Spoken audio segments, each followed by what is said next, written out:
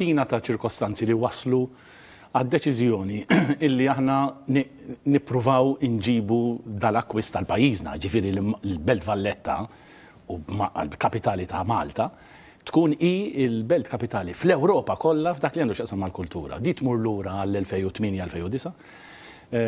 Min jiftakar dak iż-żmien jiena fil-bidu ta' dik il-leġislatura kont iddeċidejt li rridu nagħmlu xi ħaġa dwar l-entratura tal-Belt Valletta, dwar il-Parlament il-ġdid u dwar it-teatru. U kontatni kif tlajt Pariġi biex nitkellem ma' Renzo Piano ħalli nara jekk kienx lest illi jidħol għal din l-isfida kbira b'terminu ta' żmien stabbilit.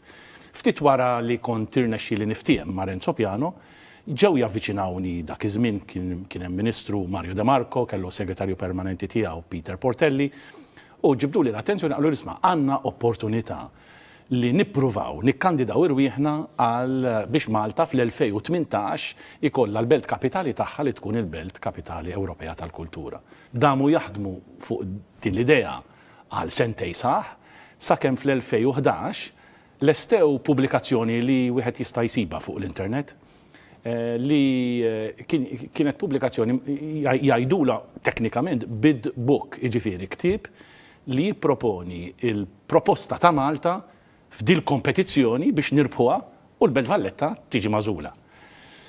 Dina tlestiet fl-2011 u fl-2011 meta raw il-preżentazzjoni il-Kummissjoni responsabbli minn dan il-proċess aċċettat li Malta tkun kandidata, konna għadna mhux ċerti.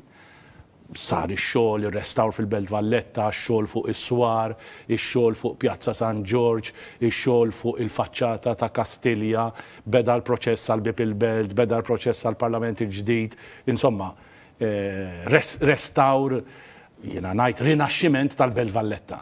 Li wassal biex fl-2012 ittieħdet id-deċiżjoni mbagħad uffiċjali li l-Belt Valletta kienet ġiet aċċettata bħala l-Belt Kapitali Ewropea għall-Kultura fis-sena 2018. U llum b'sodisfazzjon kbir irrid ngħid li din il-żerrija li żrajna rat siġra kbira tikber u qed naraw il-frott u jalla dal-frott jitgawda min-nies kollha mill-poplu kollu tagħna.